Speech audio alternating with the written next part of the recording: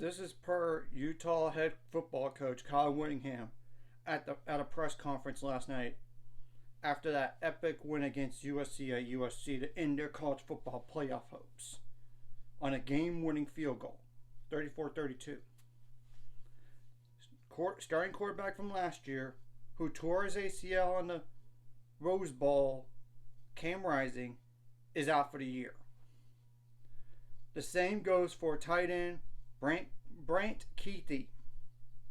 He has not played since early on in 2022. Remember, he got hurt too, like with the torn ACL, I believe. So, I mean, at this point, they only have 5 games, and they're 7 games in. You don't want to rush them back, and we know knee injuries are no joke to come back from, especially torn ACLs. But apparently, Cam Rising more than tore his ACL. He tore ligaments. Yeah, it makes a lot of sense. You got to get him ready for next year, if he even stays. And same thing goes for Brant Kuithe. And I'm not going to say they're going to transfer out definitely or definitely not, because you never know with the transfer portal. But to go over Utah's rest of their schedule here, in the last year of the Pac-12, as we know it, they got a top 10 Oregon team coming up next game. Ooh, that's brutal. Home against Arizona State. That should be a win no matter what. But then on the road to a possible top 5 Washington. Yikes. They're the best team in the Pac-12 right now. They are. Then they had to go on the road to Arizona. That might be a bowl game team, so that could be a dangerous game. And they beat Washington State pretty handily. I mean, 44-6. So you can't overlook them by any stretch. But I would think Utah would win, but you never know. Any given Saturday. I mean, Virginia beat North Carolina and North Carolina. And North Carolina was a number 10 in the country. Then they have Colorado at the end of the year at home. So this definitely could influence players like Bryson Barnes to potentially transfer out at quarterback. I'm not going to start that rumor who's definitely going to transfer out.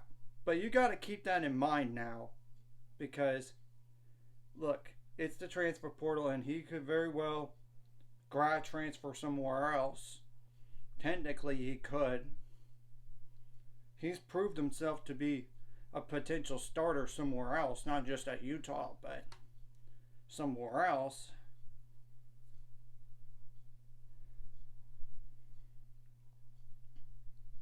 Yeah, that's the thing. He could transfer out. I don't know about Nate Johnson. Maybe, but he's only a freshman. A true freshman at that. So, you know. And of course, this also could reflect on the tight end position as well for potential players transferring out. Assuming, and of course, we have to wait and see if Cam Rising returns to Utah next year and Brant Kuithe too as definites, because you know they could enter the transfer portal if they so feel inclined, which I'm not going to say they are definitely going to go to the transfer portal or definitely stay. I'm just telling the truth, because look, you never know in college football these days. I mean, who thought Keon Coleman was going to leave Michigan State? Who thought the Michigan State starting quarterback from last year would leave to go to Auburn? I'm just telling the truth. And Nate Johnson's only a true freshman, by the way. So, actually a registered freshman, but still, you get the point. And this also impacts the future Big 12 potentially. Assuming neither of these two guys transfer out, or one of them transfer out, they're going to have to play against them. And this is assuming if all the remaining Big 12 schools besides Texas and Oklahoma even play against Utah next year. We'll have to wait and see what the schedule officially looks like for Utah. and for all the Big 12 schools here, this is just a big piece of information here, because that's two big names for Utah. When you look at Brant Kuithe's stats for his career, it's pretty solid. And we know Cam Rising started at Texas, didn't even play. Then he transferred out to Utah, took the starting job from Troy Brewer. So yeah, you get the point here, and all this, and what this means for the rest of the schedule.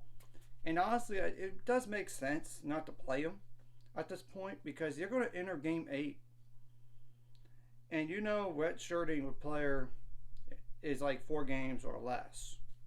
So it makes a lot of sense. And like I said, knee injuries are no joke to come back from. They take a lot of time.